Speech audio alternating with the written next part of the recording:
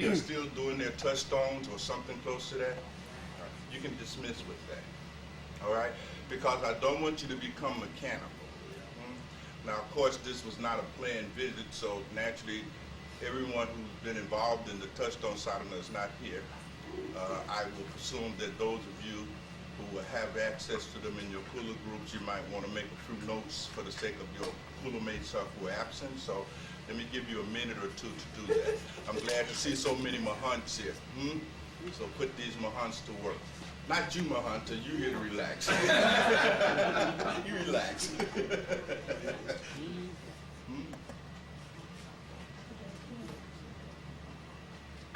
So get a few things, take a few notes, and then share this Dhamma.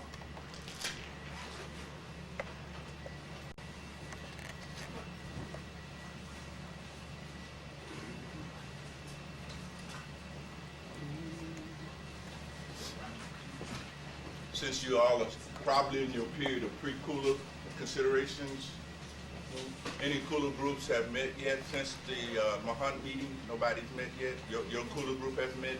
You all have entered into the first consideration there, section 1? I see.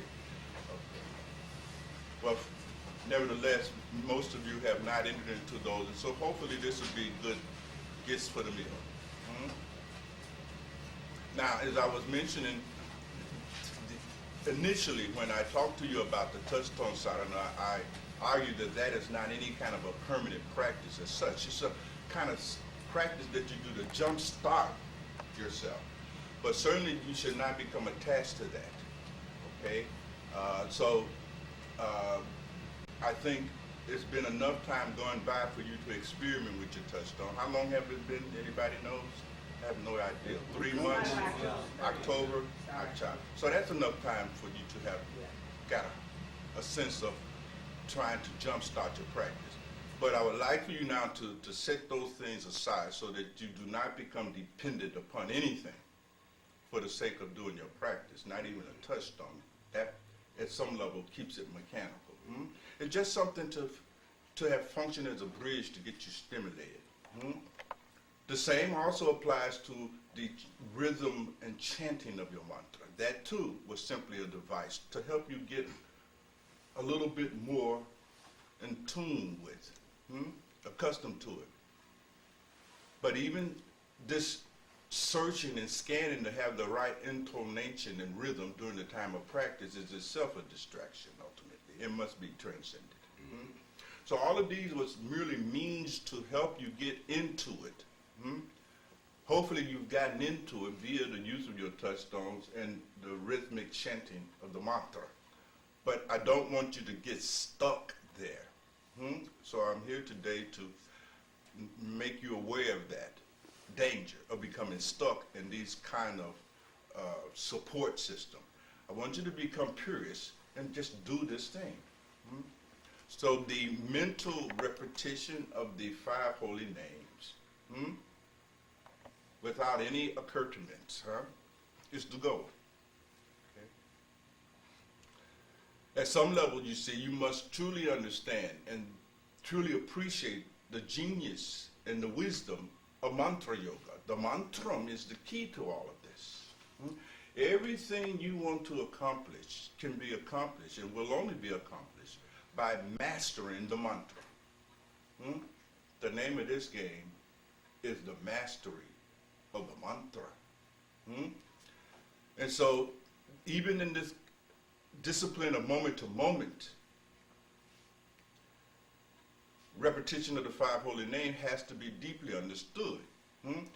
It is not to become a purely a mechanical attempt at moment to moment repetition.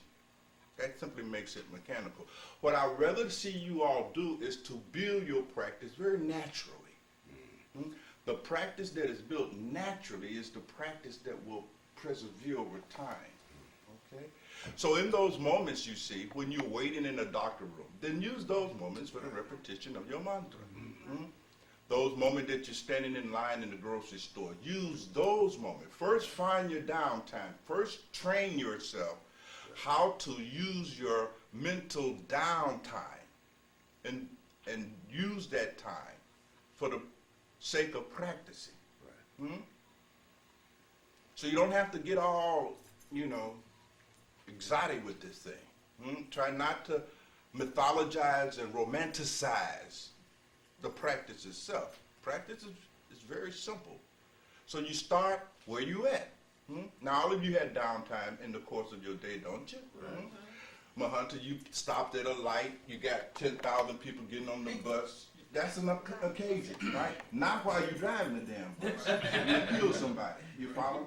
So in those moments when your mind must be engaged and your attention must be engaged in some activity, then use your mind for that purpose.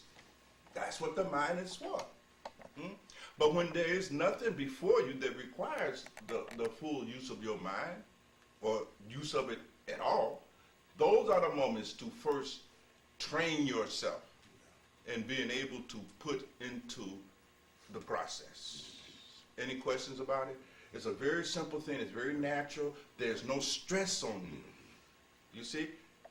It takes a great deal of skill to be able to engage in your mantra while in conversation or while learning a new task. That's a level of mastery way beyond you. You got to get the basic stuff down. Right? Those kinds of attempts at staying in the process are those attempts that frustrate you because you really can't do it. And then you beat up on yourself, write all kinds of comments on the back of your cooler reports and so forth and so on. So you need not do that. Very natural. And every one of you have your own natural flow of events because you have your own karma. And there will be breaks. In those moments you're sitting in the doctor's office, those are the moments then, you see? Rather than staring at the walls, reading outdated magazines and so forth and so on. Those are the moments, you see, that you can resort to your mantra. And in this way, you build your practice, and it's very natural. Now, those of you who are addicted to TV, okay, give your attention to the mantra during the commercials. That's a start. You see, that's a start. Sure. Those moments when you're bored, restless, can't fall asleep at night, very important part of your practice to develop is doing your mantra at night on the way to sleep. Please make a note of that because that is the foundation of being able to take advantage of all these other moments of downtime. Because at the end of the day, that's when your mind comes rushing in on you because it's giving you the summary. You all know that, right? It plays back everything, what happened, what I should do, what I got to do tomorrow. It is in that moment when you are going to sleep that you need the most protection from the mind because it's programming you, and so forth and so on. So instead of laying in the bed, tossing and turning, right, restless, mind full of thought, use that occasion to do your mantra. This was the best piece of advice that another satsangi gave me. Bob Nathan, you all heard me talk about Bob Nathan. He gave me the books, of course, you all know that story. But he also gave me a tip on practice, and that was the tip. And he, of course, never said anything else to me. Because if you follow that, you'll learn everything else. He says, practice as you are drifting off to sleep. And that's what I started doing. I made that the first and foremost thing to change in my normal day-to-day routines, you see. This simple practice of repeating your mantra as you fall into sleep is very, very powerful, and it is very, very useful in helping you get the knack for this thing. Because this is a knack. You got to get the knack of practicing your mantra. So that automatically, when the mind is not engaged, it'll revert right back to the mantra. You see? You don't even have to direct it. When you're not talking, teach yourself to repeat the mantra. You see? But again, I caution you, you mustn't try to start at the top. Trying to be able to do your mantra in all of those very difficult moments and situations. That's not the way to go. Keep it simple. Very, very simple. So now as you are laying in your bed at night, enter into the mantra. See, many of you are experiencing sleeplessness and restlessness and a kind of insomnia because your mind is full of too much stuff. All that is mental.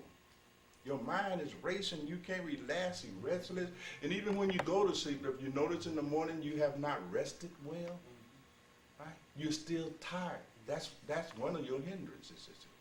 You're still tired even after 8 hours of sleep. And that sometimes don't have anything to do with your age or what you ate.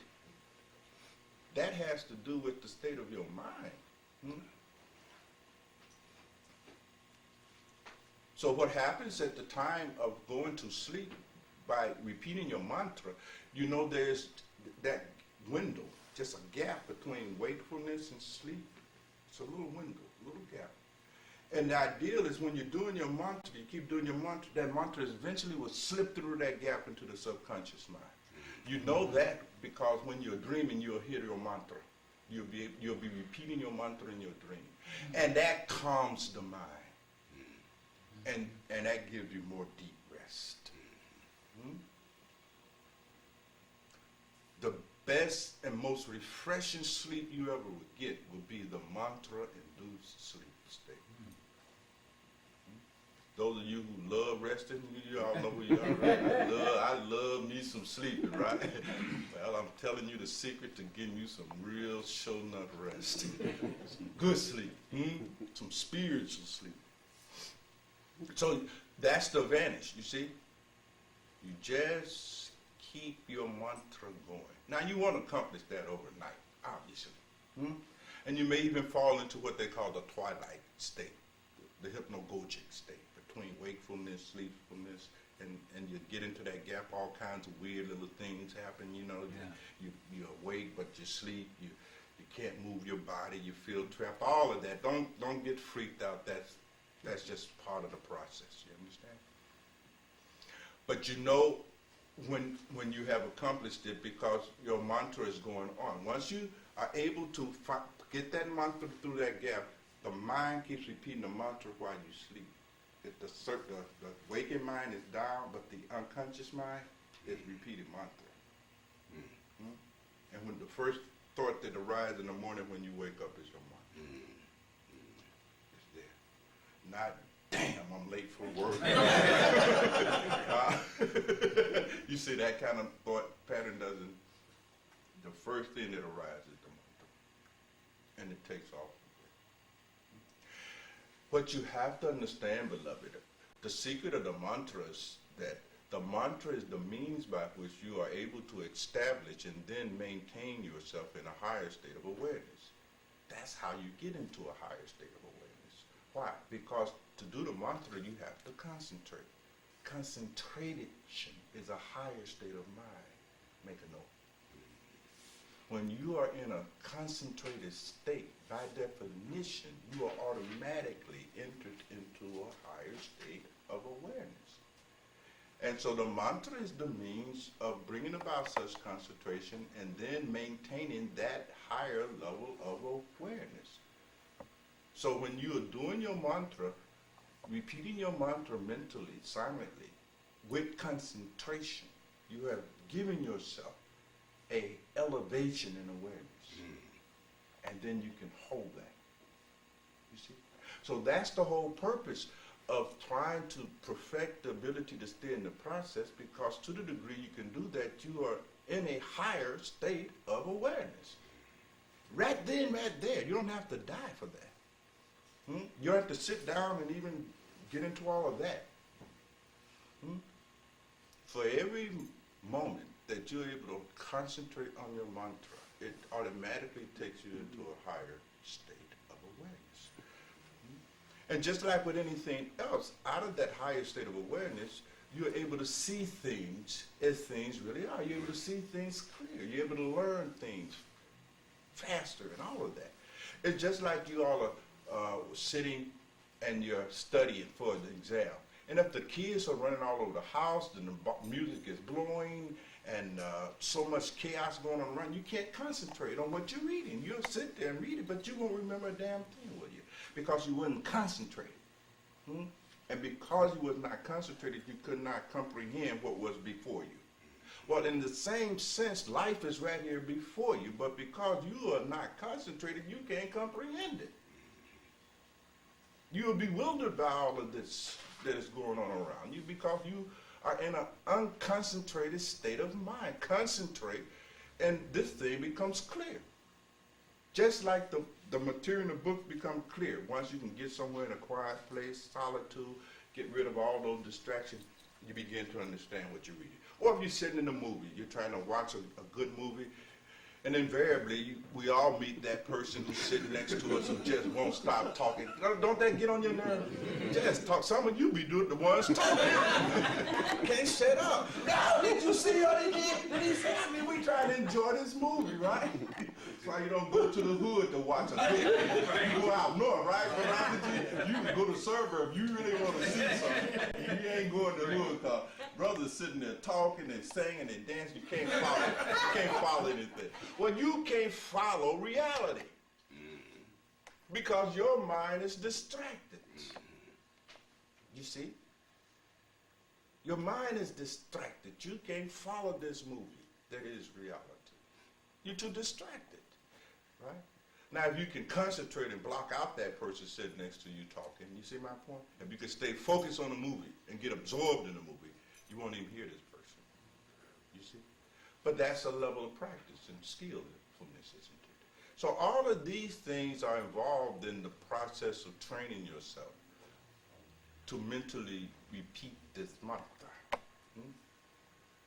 And as that skillfulness develops more and more so, it transitions into your ability to hit shut, you see?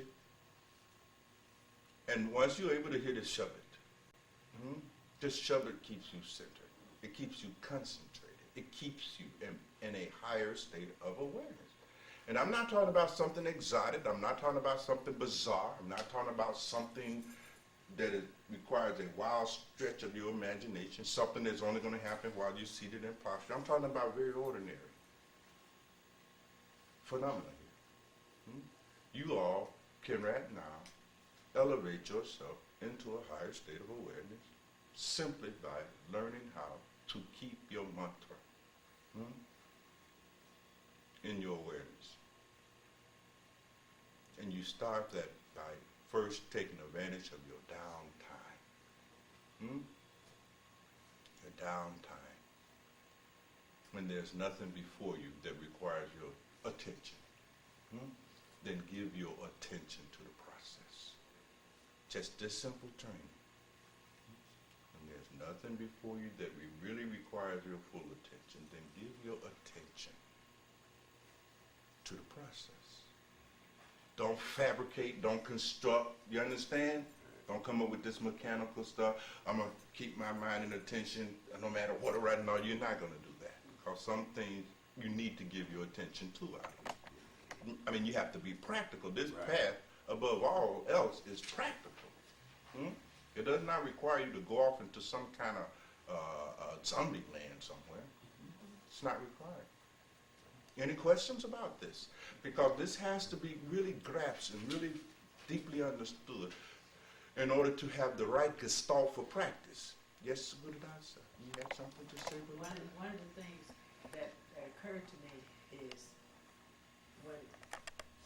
when I'm resisting practicing, it's because I feel I have to practice when I don't want to. This way, it's like, okay, I got this time. I mean, I will, it's like I'll fall in love with the practice rather than be opposed. Sure, practice ceases to be adversarial. See, for you all, your practice is adversarial. Have you noticed that? Yes. Oh, yeah. Oh, yes. You see practice as an adversary, as an imposition, as a chore, you see? But if you have the right understanding, and if you have the right approach based on that right understanding, the whole adversarial relationship between you and your sadhana is disappeared. Instantly. Instantly, right now. You can drop it right now in this very moment of our conversation. Sadhana is not your adversary. You see, it's not an adversarial enterprise.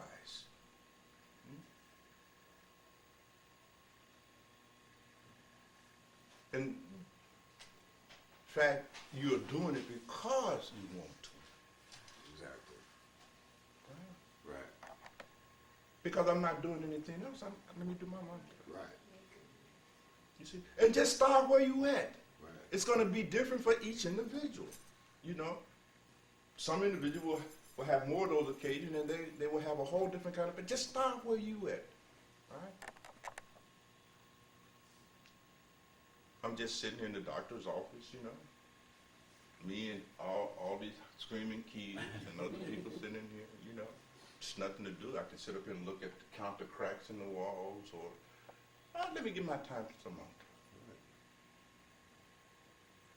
You see? No drama. Right. You see, you all got so much drama surrounding your practice. It's always some drama. So dramatic. You see my point?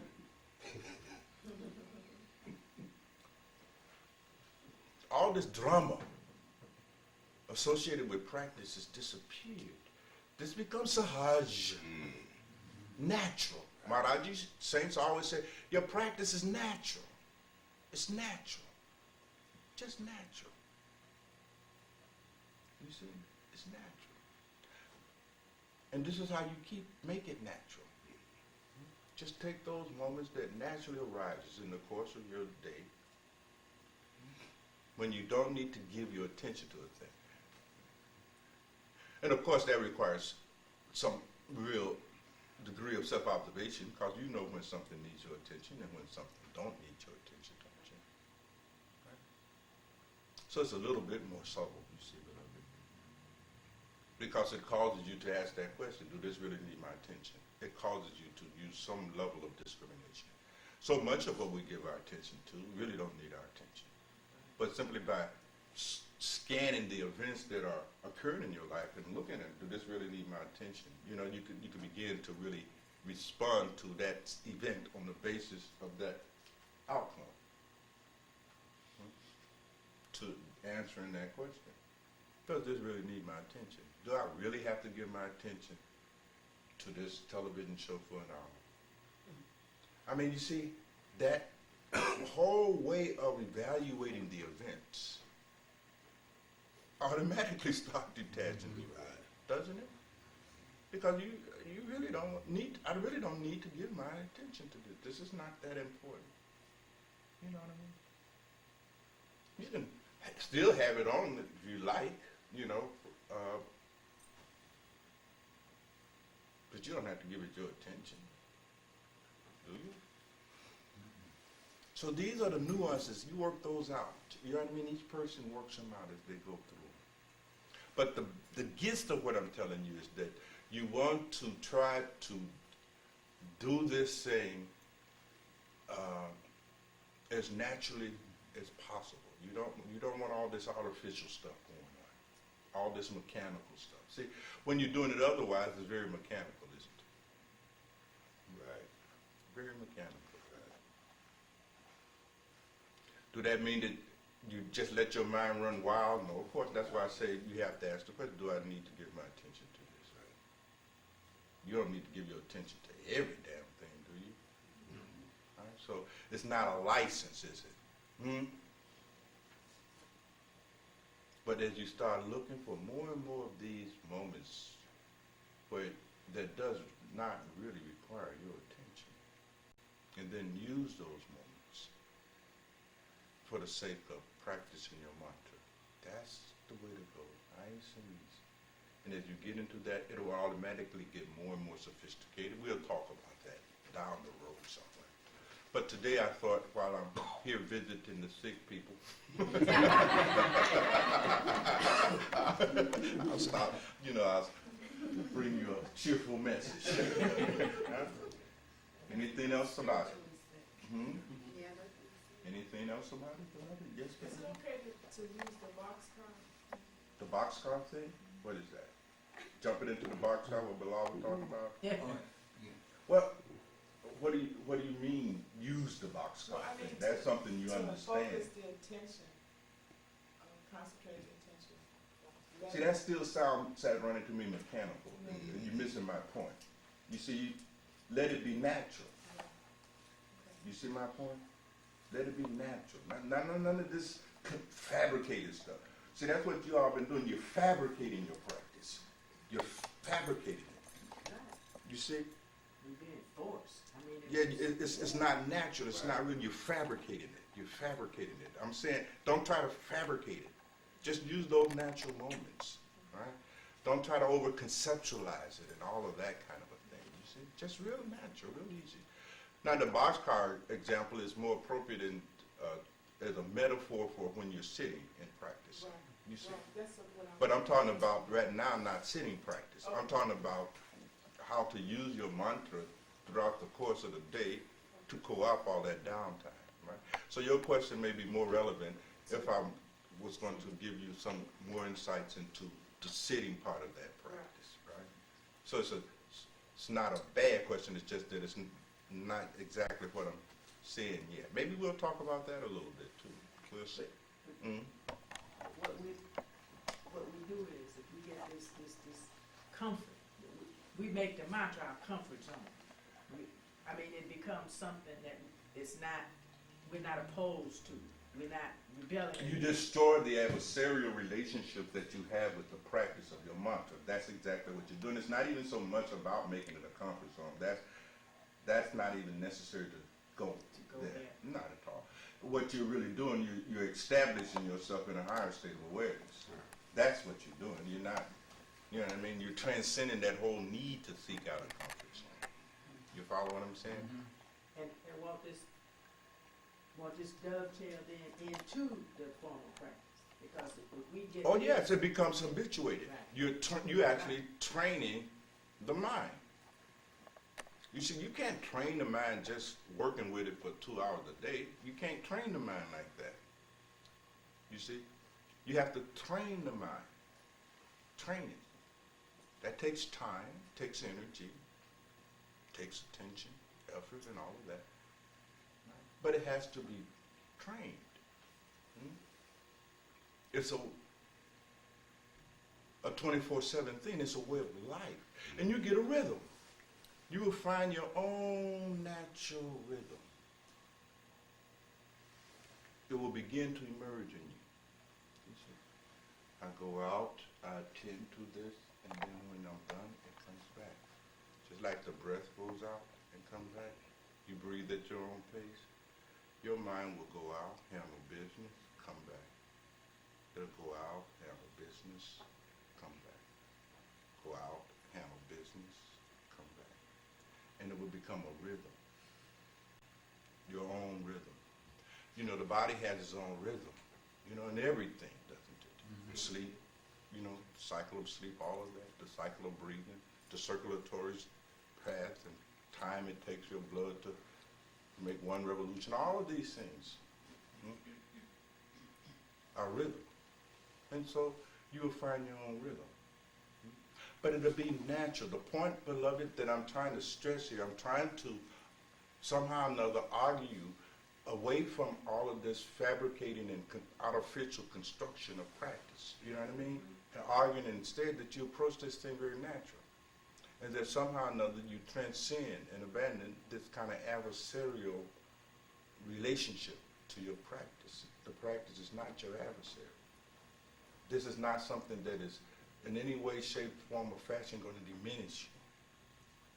You follow what I'm saying? It's not going to reduce your happiness. It's going to give you real happiness. It's going to elevate your consciousness. Now that should be of interest to you. You see my point? This is about elevating your consciousness, giving you more consciousness, more awareness, more stability, more calmness, more serenity, more equanimity. Because your turmoil, or a lot of this anger, lust, greed, and attachment is there because you are not in a high enough level of consciousness. Is that about right? Those things happen when you have fallen out of consciousness, isn't it? Otherwise, you can't have the experience. Is that about right? So you see, the antidote then, ultimately, is the elevation of consciousness. That's what all saints say. Now, they'll talk about some preliminary things you can do to stop the bleeding. You know, practice compassion as opposed to being angry and contentment instead of greed. And so, but those are just to stop the bleeding. You ain't well. The real antidote is elevate your consciousness. And then that simply, you're already distracted in your mantra. You see, if you're giving your attention to your mantra, your attention in that moment is not available for all this inner turmoil going on in your head, is it? Right? That's the danger. The danger is not out here. The danger is in your head. That's where your greatest single enemy is at. It's your own mind. You ain't got no enemies here amongst each other. You all talk sometimes as if you're having a problem. I'm having a problem with Theravadaji. He's not. But Theravadaji is not the problem. Your mind. And your attitude toward Theravadaji is the problem. It's your attitude. Attitude. See, Right. you got to be elevated to that place that is transcended to all these attitudes, where your attitudes can't get you. Right. Hmm? Right. And draw you out into all of this conflict and so forth. And so, so in those moments when you are involved in the process, when you have given your attention to the process, are moments of pure liberation. And you're at a higher level of consciousness, you see. You can be at a physical level of consciousness at the body, right? You could be at a kind of emotional level of consciousness, right? And a kind of mental level, intellectual level of consciousness. You all can work out the schematic from there, can't you? So it depends on what level of consciousness you're at. If you live your life always locked into the physical level of consciousness, then that's what you get preoccupied with: food, sex, sleep, bodily comfort, because that's the level of consciousness you're in. You cannot think yourself into a higher level of consciousness. Please make a note. You all are still trying to think and reason yourself into a higher state of awareness. And each of you have to really examine that proposition and strategy to the point that you can see the fallacy of it. You are never going to be able to think and reason yourself into an operational and higher state of consciousness. That's not going to happen.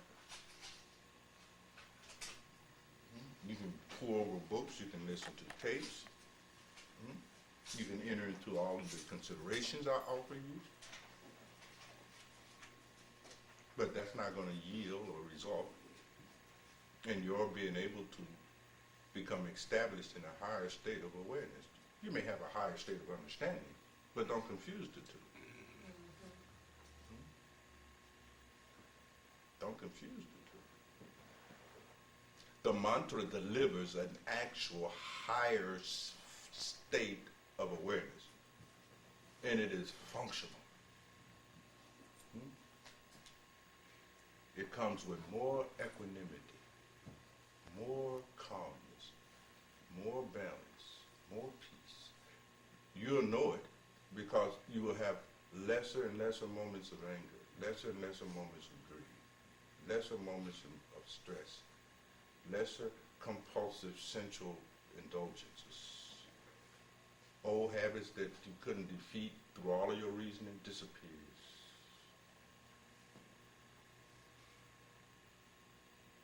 It's a real dramatic shift in your actual experience. This is existential. It's experiential. It's not intellectual. You actually have established yourself and are able to maintain your mind in a higher state of awareness by using this mantra. That's why mantras have been used. Every spiritual tradition, no matter how decadent it has become, still exhibits the traces of that high mysticism that is associated with the repetition of mantra, the repetition of the name, the holy name. In Islam, the Sufis are still repeating Allahu Akbar, it's a mantra, Allahu Akbar, Allahu Akbar. You see? giving their attention to that. When you are repeating your mantra, it's not just a mechanical thing you're doing here. You know what I mean? It's just not a mechanical kind of process you're involved in. It's a whole bunch of physics going on with that repetition of that name, you see? You are actually moving deeper and deeper towards your real self. See this personality that you got? This is just superficial. This is accidental. This is circumstantial. That's not your deeper self, right? It's just your surface self, the superficial part of who and what you are, and totally arbitrary. Satrani, if when you were born to your mother and your father, if I had taken you as a baby, transplanted you, right, with some tribe down in the Amazon jungle, right, you will have a whole different kind of personality. Right. But you, in essence, will be the same. You will look exactly like you look now. Right? All of that. Eye color will be the same. The real self will be there. It'll just be expressing in a different mode. So we get attached to all these personalities. But this is not even your real self. This is just arbitrary, accidental, a function of culture, society, environmental. But it doesn't have anything to do with your deep self, your real self, your true self. The mantra is a process by which your true self, your real self, your higher self begin to emerge. Okay? You're able to experience it. You see? And that's what that's about. So it's a lot of different stuff here. Now we can say so much more about this thing here, but I thought since I was in the neighborhood, I'll stop by and say these few things, and then you all can share those with your fellow Kula members and so forth and so on. But you have the essential concept, the basic understanding. Just nice and easy, you know what I mean? There's no great strain. No great stress. Nice and easy. And you will begin automatically to look for more and more of those moments if you rightly understood my argument here. Right? You will look more and more for them. Rather than just to create some dramatic moments. You know what I mean? Let me go run and get my pillows, get my shawl, and then I'm gonna do my then it's okay for me to repeat my mantra. But no, it's not.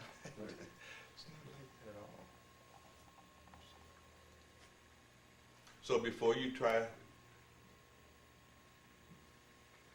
staying in the process while you're driving down the highway, first learn how to stay in the process while you're sitting in the doctor's office or while you're cooking. You see my point? You're cooking a meal, you're waiting for your meal. You don't have to just stare at the wall. You see? You're not doing anything with your mind. I mean, there's so many mechanical activities that we are engaged in on a day-to-day basis that really doesn't require any kind of real attention. Use those moments. All right? Rather than being so dramatic with it. Now, let me keep my attention in the process as I sit here for this job interview. Come on. I mean, you know, it's not the time. You won't have that. You won't even have that level of skill. Anything else to say about it? Does this make sense to you? It's a relief. Takes down all the artificial like qualities of it, right? It's not adversarial. This mantra enables us to establish and then maintain your mind in a higher state of awareness. It moves you into a higher state of consciousness that comes with more equanimity, more calm, more peace, more serenity, more clarity, and the ability to see things as things really are.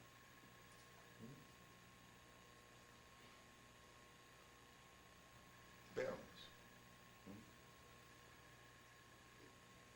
Give you better sleep, better digestion, better everything. It just improved the whole human experience. It takes the whole human experience up. You see, it goes to the quality of your life. It takes the quality of your life up. Your living takes on a certain quality. You see, takes down all that stress because you're not in that state of mind where stress is generated. Right? Is that about right? It's easy, peaceful. There's a classic book called The Way of the Pilgrim. Some of you read it, about, I believe, Russian mystic, and he tells of his ordeal with the practice. You all read Brother Lawrence, right? So forth and so on. So if you read those kinds of confessions, you see it talks so much about the kind of peace and calm and happiness and joy that was derived from their practice of the prayer, right? The repetition, the mantra associated with their particular tradition, so forth and so on. Well, that's true. That's really the truth. Even when your body is in pain and stuff like that, just this practice of being able to give your attention to the mantra even makes sickness more tolerable. Sickness, incidentally, is a good opportunity to pray. Because when you're sick, what you doing? You're just laying, you're in the bed. You're just laying there. I mean, the body's hurting and all that. Yeah, we understand you got to feel, but so much of that time is just the mental part of the time just wasted. Well, use some of that. It'll give you the ability to do a little better with your illness and your sickness. Plus, it's more training. So use that. Sickness is a great time to get into the process because you're sick. What can you do? You can't go outside. You can't go nowhere. So, okay, great. So you see how you can co-opt all of these moments, right? And pockets of practice. The thing I'm trying to get you to see, beloved, is that practice must not be something limited to your formal practice. You got to get out of that mindset. You see? While walking, something as simple as walking. Now, how much attention do it take for you to walk? None. I mean, we got that down, right? Y'all know how to walk, don't you? So Mukherjee, she walks in the wall right. She walks into glass wall windows and stuff. But everybody else in there know how to walk, right? Beautiful moment. You see? So what we're talking about, you get 10 minutes here, you get 5 minutes there. Somewhere else you get 3 minutes here, and you got 2 minutes while you're in the doctor's office. You got 5 minutes while you're walking downstairs, or a 30 seconds when you're walking to the elevator. All that adds up. It's cumulative. All of it adds up. You don't have to get this, I'm going to sit and keep my mind in the process for 10 hours straight. Ooh. Come on. That's how y'all go. I'm going on retreat. Do this how I'm going to retreat, and I'm going to hold my attention for 20 hours. Come on, man.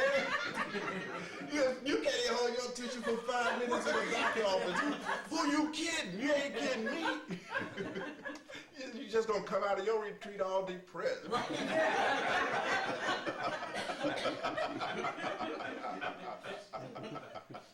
That's not necessary. So you get these little pockets here, pockets there, pockets there. Guerilla. I call it guerilla solid. You know what I mean? You're talking to mine behind trees, you're on the roof sniping. Just any moment that you can. Joyce talking to me, fussing at me, laughing at them. And she gotta take a breath, right? That's my chance. Right? You see? I give me 2 minutes of mantra. It's like that. You just poised, vigilant, alert. I like Buddha's term. Buddha said, be resolute, heedful, and alert. Just looking for those moments that you can still use some mantra. Right? It's a beautiful thing. But see, when you are fabricating and constructing your sadhana, then what you're doing, you're in your mind, you have conceptualized a technique. Well, I'm going to take 12 hours, and I'm going to go straight at this. This don't work. Never work, because it's not natural. It's not going to work. You know, it's not going to work. Can't do it like that. You can't storm the fort, right? People that do that are looking for shortcuts. And most of you all have been looking for shortcuts for years and haven't found one because there are no shortcuts. You are always looking for a shortcut. And there is none.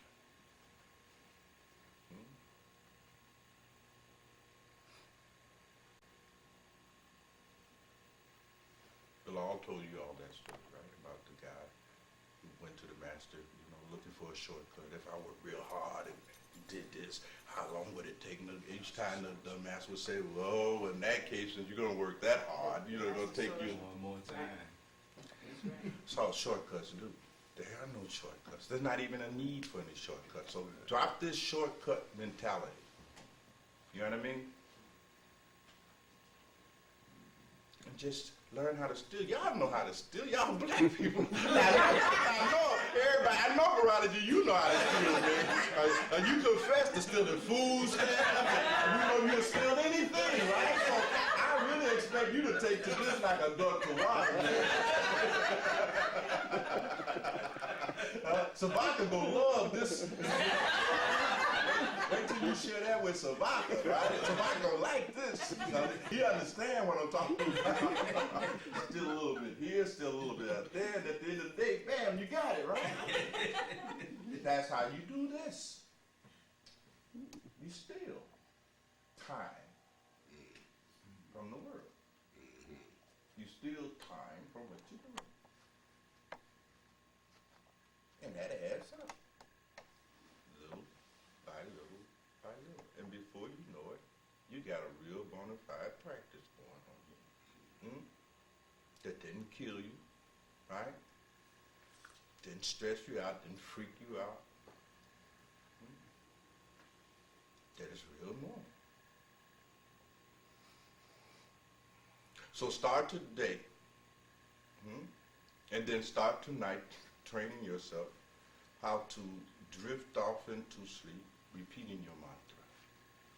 And maybe on another occasion I'll slip by, and maybe we could talk about that too.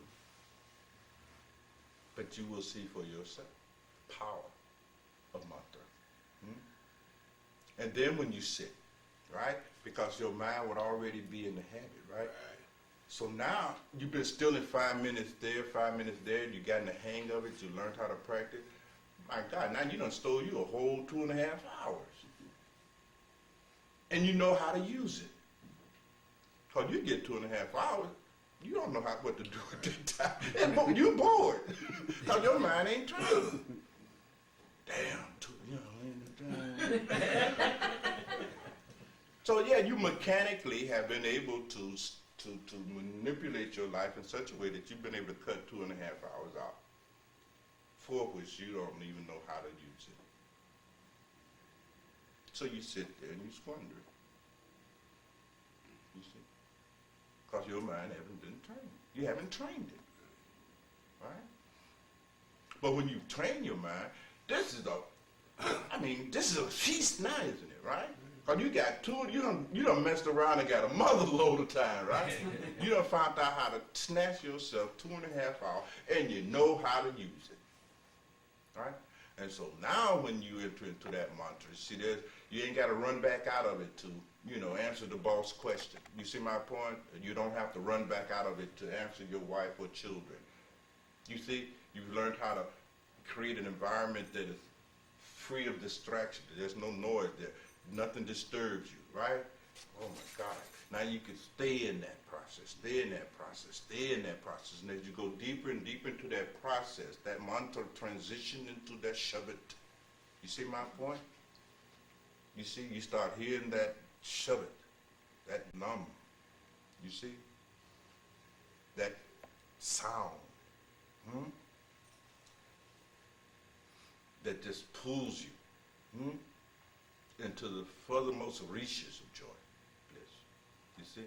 It makes the equanimity and calmness and serenity that you have previously been experienced by use of your mantra paled into insignificance. You didn't know what real equanimity was until you hear that Shabbatana. You see? The rapture of it all. Just a little bit of that now is almost unbearable the first time you hear it. St. Francis of Assisi, when he first heard Shabbat, you know what I mean? He said that, my God, he said, if I had listened to that another second, I think I would have died. I would have just melted away. It's that powerful kind of experience, you see. And then once you get that Shabbat, once your mantra has taken you to that degree of concentration where you can hear Shabbat, right? That's a whole nother show now. You see my point? That's a whole different kind of experience now.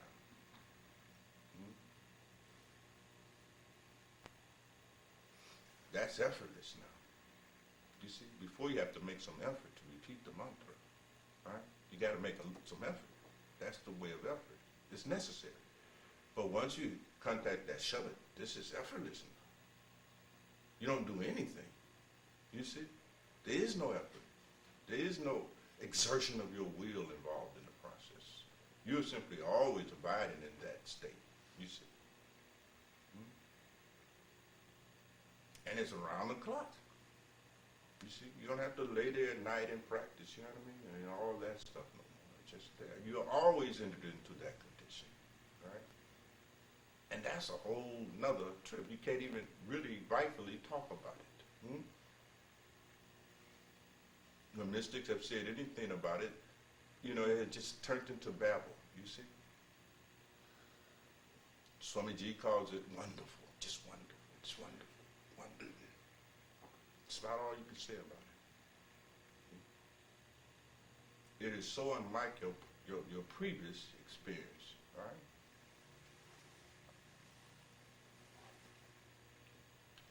It has a kind of feeling of completeness about it. You ever, for instance, had something that you really had to do that had been pressing, that was really important, and you finally get it done? You know what that feeling is that comes with completing that? Like, right. This is the feeling, because you have gotten done what has to be done in a lifetime. And you are now able to lay your burden down. It is the feeling that comes from laying your burden down. The burden of self-concern is laid down. You can't even imagine what that feels like, because you are completely burdened with the burden of self-concern. Hence your restlessness, your disease, your discomfort.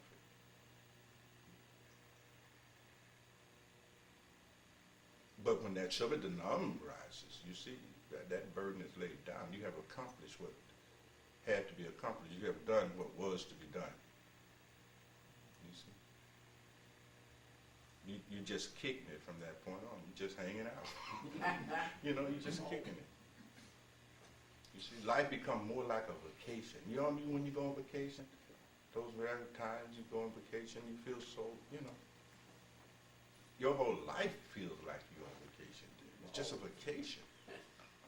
I mean, it's not, you just, Always chilling. loosey-goosey, right? Just.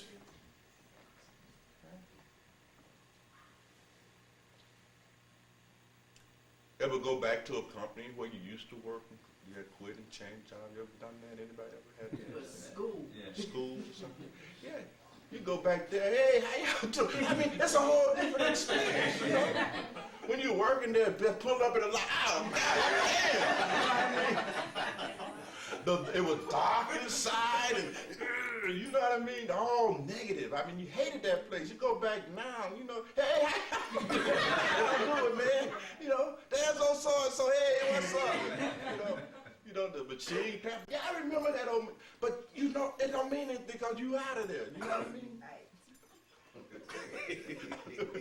Don't mean anything. You don't care what they doing. You're without concerns. Right? No cares. Not in a negative sense. Right. You follow what I'm saying? But, you know, it's not, you know, don't nothing have anything to do with you. You know, nothing has anything to do with you. You have come to that realization. You all think everything has something to do with you. You think it's raining outside and you take that personal. Don't we put them on it? Sure we do. It's raining outside, damn it. You know, it knew I wanted to go on a picnic. God just messing with me. Always messing with me, fucking with me. God. So you take even acts of nature very personal. You take each other, way that you all interact with each other, you take it all very personal. You know, I'm a hunter, said so and so and so and so. To me, he looked at me like, you know what I mean? Who saw he looked at me funny? And he said, you know, he snatched something from my hand. You know, he didn't speak to me. You know, you taking it personal. As if what he does is based on you. It's based on his comment. It ain't got nothing to do with you. You the one taking it personal. Aren't you? Yeah. And that's what tears some of us apart. That's what tears spiritual community apart. Just destroy them. Just destroy them. Because the ego takes everything personal, as if everything that's happening is somehow related to it, as if it is the source and cause of phenomena. Mm-hmm. As if it's related to you.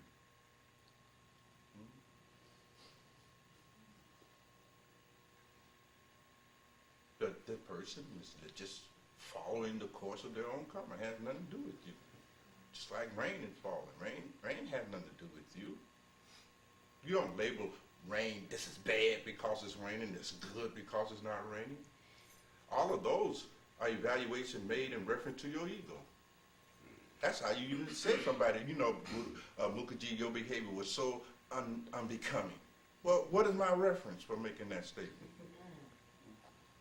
My ego, isn't it? Your behavior is just like rain. You understand? Your behavior is arising just like rain arises. Right? I'm the one, you see, that project onto it. It's appropriateness and inappropriateness. And then I respond to that. I take it personal.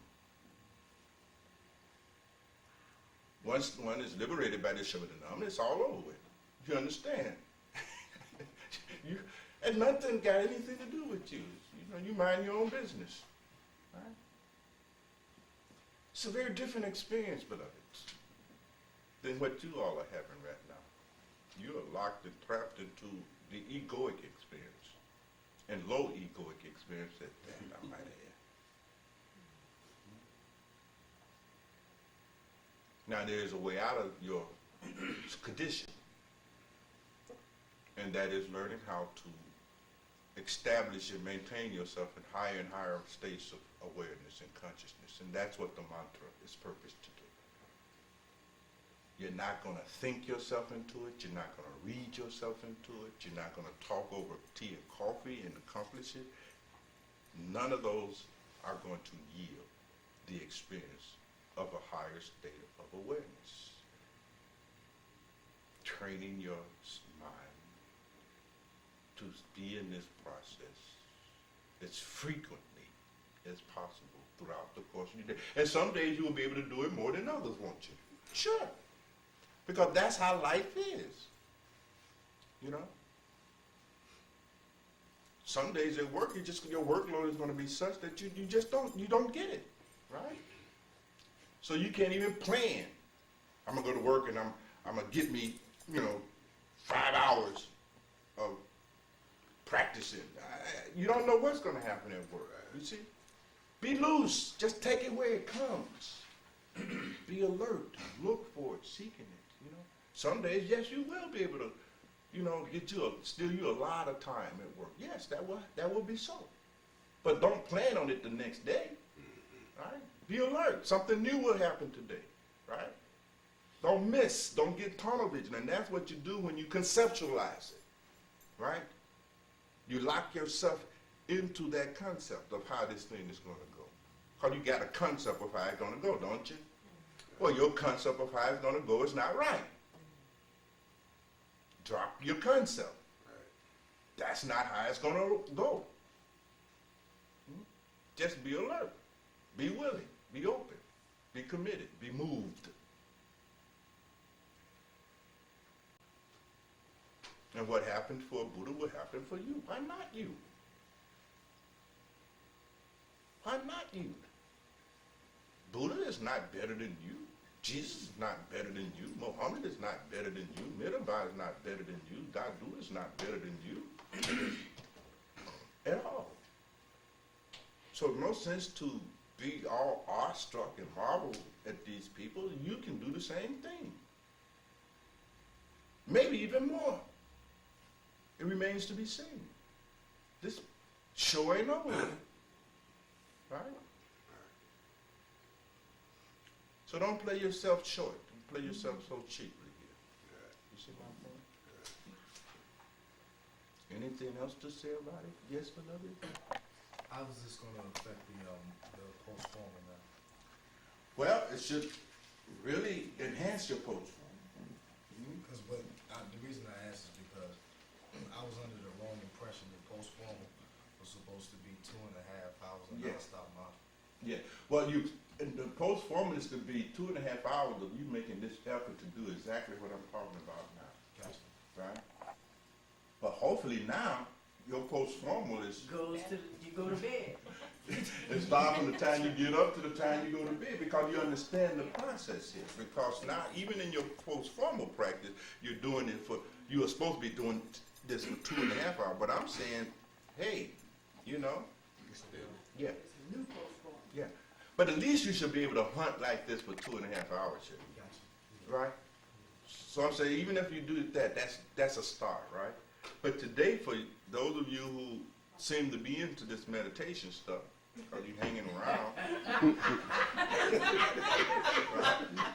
right? So I thought for you, I'll sing this song, huh?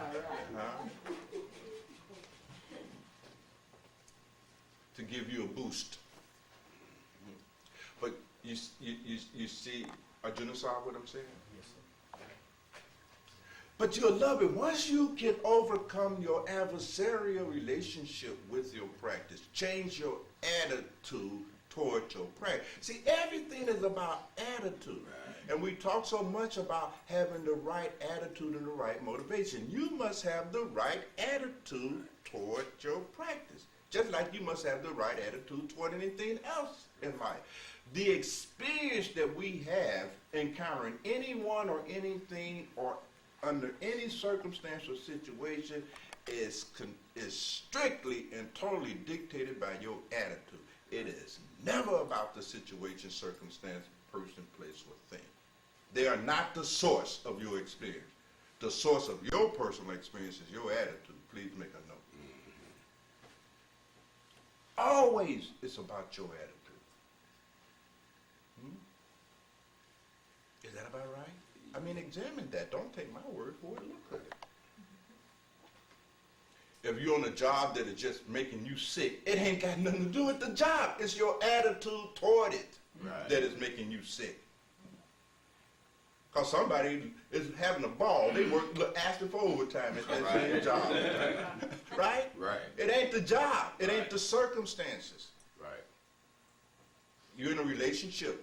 The other person you're in a relationship with is making you sick. No, it's your attitude toward being in relationship. Right. Under those conditions or whatever that relationship requires of you, it's your attitude toward that responsibility and all of that that is making you sick. Right. It's It's your attitudes. It's your attitude.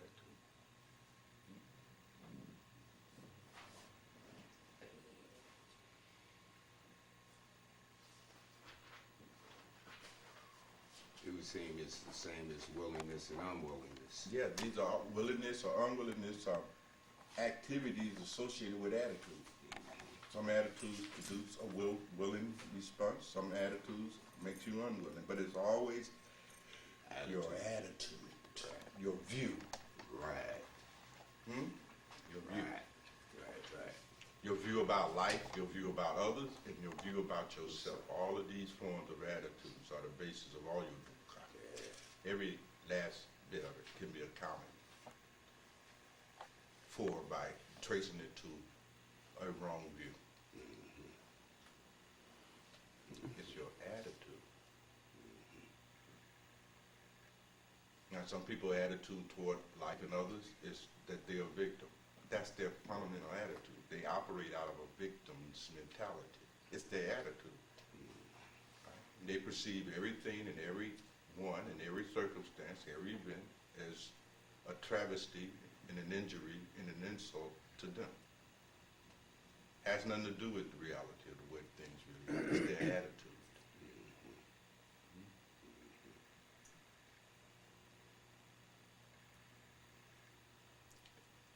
The psychologist manager mapping out the kinds of behaviors associated with different attitudes toward, for instance, difficulties. Because you can look and see your attitudes in your moments of difficulties. That says a lot about you. That's how we pinpoint you. That's how we get you. With perfect precision. How do you respond to the vicissitudes and the difficulties of life? Tells us everything about you. And it reveals your most fundamental attitude and psychological disposition. And you look at some circumstance, some crisis, some difficulty, whether it's in relationship, whether it's on a job, doesn't matter. And you can see clear patterns of how individuals respond to vicissitudes. The lowest and least developed individual panic.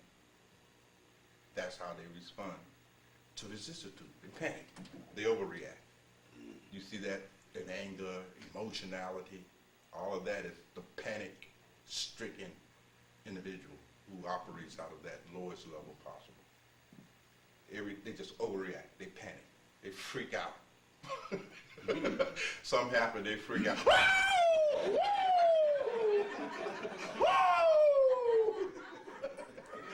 You can hear them hollering a mile away. I done got fired! Oh, he done left me! Oh, my money gone! Oh, they done ate up everything!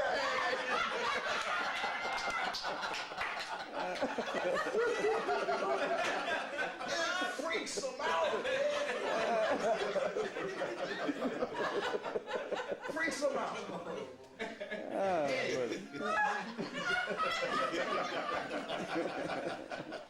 Pure panic. And that's how they respond. And that panic is rooted in an attitude that they have about life. You see my point? Another kind of classic pattern of response based on attitude that you will see exhibited by individuals, if it's not one of panic, it's inertia, withdrawal. The moment a crisis occurs, they freeze up. You know what I mean? And they start trying to avoid. You know what I mean? They the one that run. They see something, oh! They run. They take off running. Right? It's an episode, I think, once on Seinfeld. I don't know if you all watch Seinfeld. With little George, he stands in the room with the children at the fire. He runs over, he knocks. Yeah, that's it. That's classic. Right?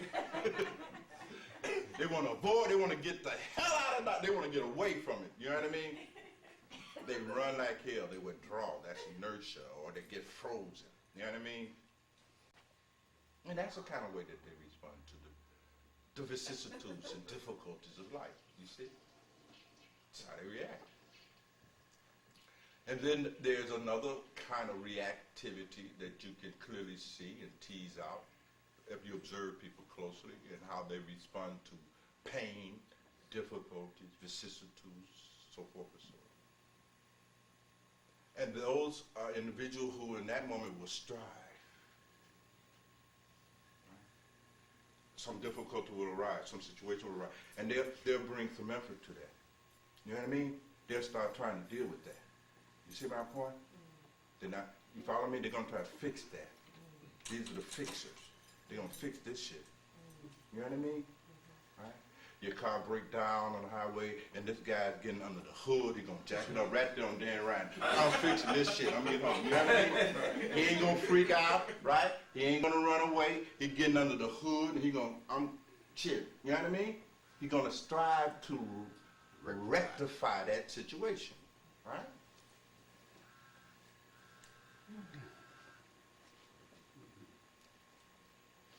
Then, of course, there's still another kind of reactivity that is clearly observable in people in their responses and reactions to moments of difficulties, circumstances, situations that challenges them.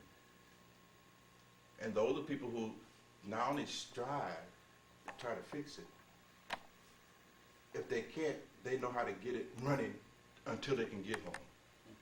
They know how to cope. You see my point? Some individuals find ways to cope with the difficulties in life. They become high-functioning individuals. High-functioning. They could go on a job, there's a situation, they don't like it, it's a crisis, but they learn how to handle that business. They ain't quitting every job every two months. You know what I mean? They're in a difficult relationship, they know how to make that shit work. You know what I mean? They can cope. They know it's not perfect, but hey, you know. They cope. They have some skills in negotiation, collaboration, cooperation, so forth and so on. They can do a little give and take. They can get realistic. They can accept things the way they are in the moment, et cetera, et cetera. You know, highly functional. And then, of course, there's the level of mastery according to Meninger's scale. Mastery. They master that situation. You see my point? They mastered it, all right? They disappeared all of the conflict there. It's not just coping, they master it. And that, of course, what we're trying to get to, right? To become masters. And all of these 5 different ways of responding to crisis and difficulties in our life and living are rooted in and driven by our fundamental attitudes. Right? The person that is going to master life have a different attitude toward life. The person who copes with life obviously has a different attitude toward difficulties. Right?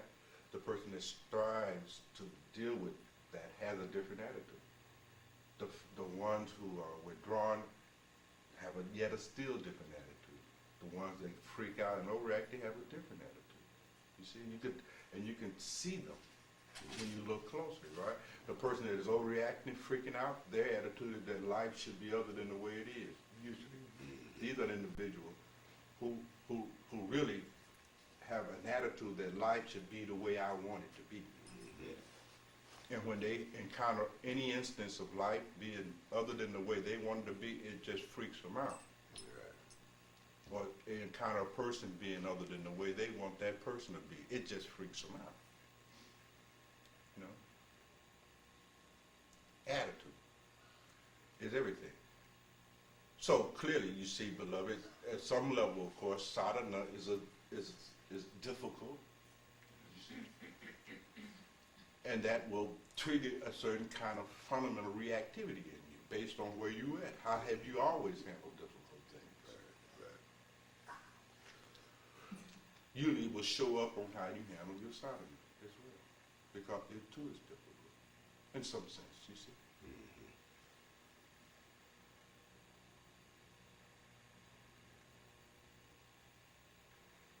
Some people label anyone or anything that does not agree with them or cooperate with them as being an enemy to them. It makes enemies of those who are not going to acquiesce and be the way they want them to be. So we can take this kind of adversarial relationship. You see, it's against me, right? The person who has a real uninformed understanding of the way things really are, they can think that nature hates them because it rains on their parade. Mother Nature don't like me. You see? It's not like that. So we all have to look into this matter, you see, and examine what is our fundamental attitude toward practice. Account for your seeing it as some kind of adversarial phenomenon. It is not your adversary. It is the keys to enabling you to master life. You know? To master life, that's a beautiful concept. How many of us truly can say that we have mastered this thing called life and death? That we got the art of living down. You see? Very few. So for most of us, we gotta work at this thing. And it's all right, right? We're gonna bumble and stumble and fall, right? But that's why we have one another. But you all gotta make right use of one another. You see? You all don't make right use of one another. You all are too busy expecting something mythological from one another. You have over-romanticized and mythologized what a spiritual community looks like and how it functions. You think everybody in here is supposed to be swell and hunky-dory and pat you on the back. Well, that's bullshit. That ain't gonna happen. It ain't happening in no other organization. Shit, it didn't even happen with you and your own family. It ain't but 2 or 3 of y'all.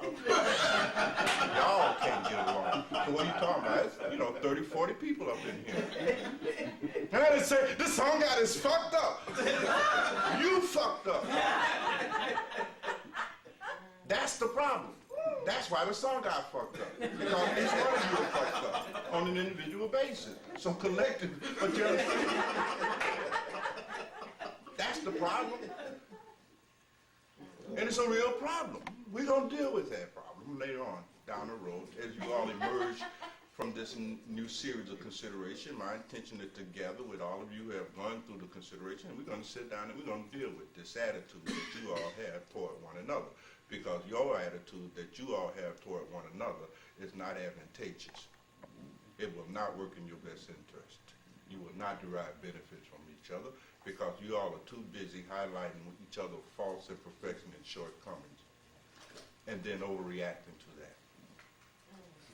You have a wrong view and wrong understanding of what spiritual community is all about. You think this is supposed to be something like the Mickey Mouse Club.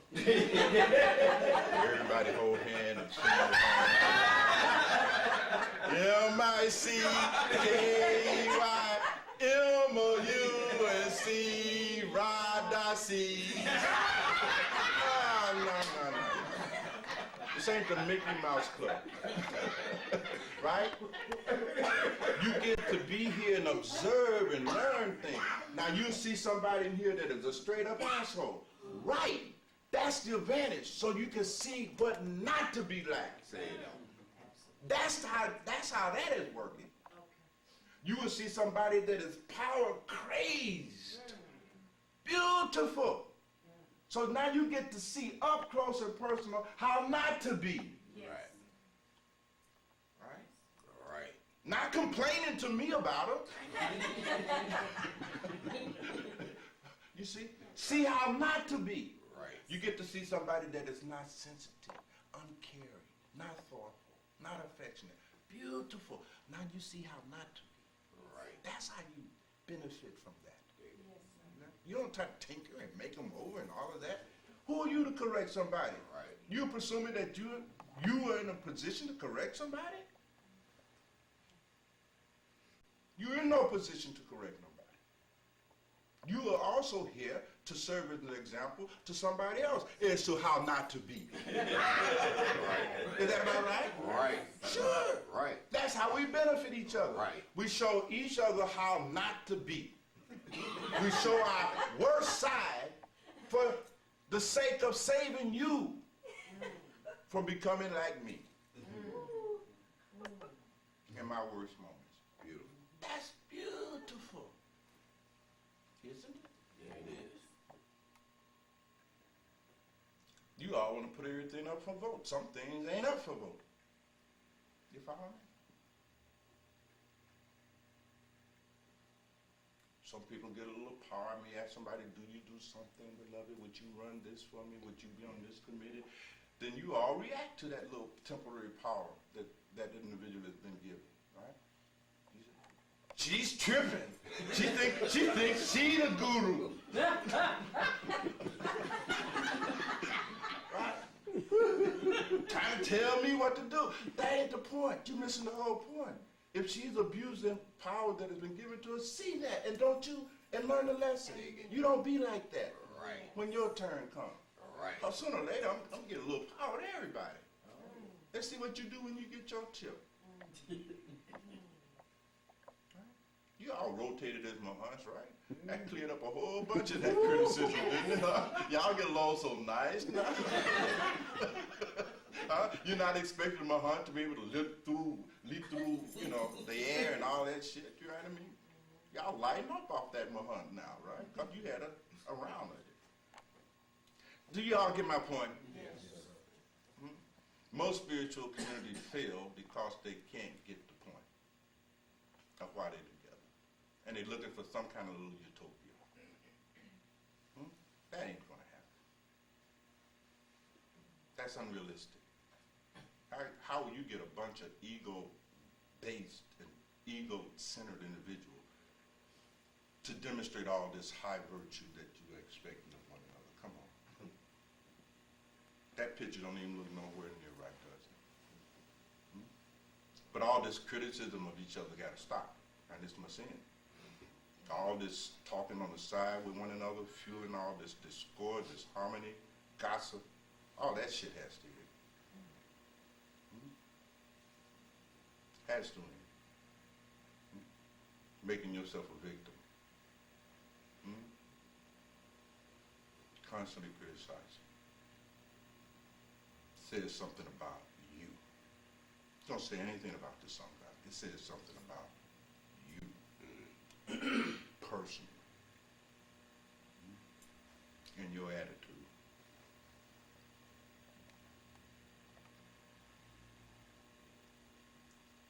Getting in the process, learning how to perfect your mantra rescue you from all this kind of stuff.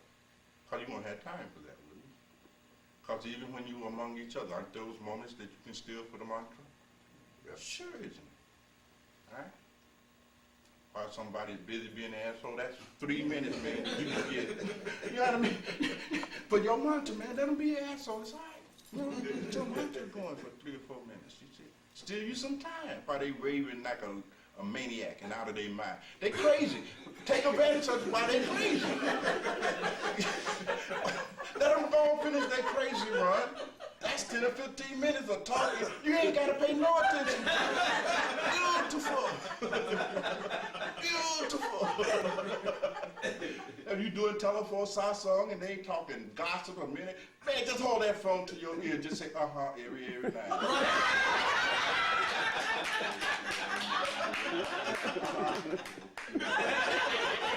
Yeah, girl. Beautiful. Beautiful. A whole hour you can.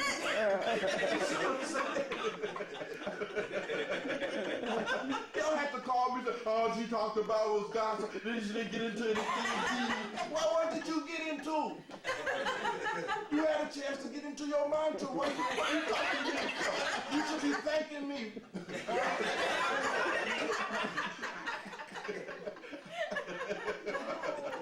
You all get the point. Yes. so we can lighten up. You see my point? We can lighten up. And let's get on with our work, beloveds, because this is a great opportunity that we have been given. You rascals have been given an opportunity to enjoy what it feels like to be a human being. A divine human being. A man and woman of understanding. A man and woman of awareness. A man and woman of consciousness. A man and woman who knows what they're doing. A man and woman who see things, how things really are. Now that's a beautiful opportunity that we have. So go forth from this moment, steal you as much time as you can, in as many situations and circumstances as you can, to practice your mantra, even if it's only for 2 minutes. That counts. You see my point? Master this thing. Bring it back to your formal practice eventually. Be able to use that skill. Stay in this process for 2.5 hours and let that shove it kiss you.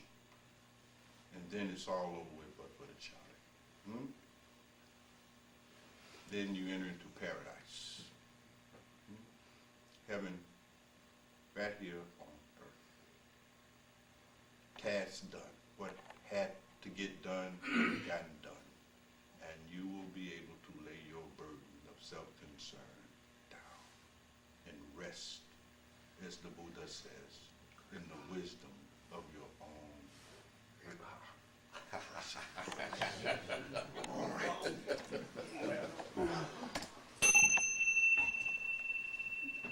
I return you to your regular schedule program.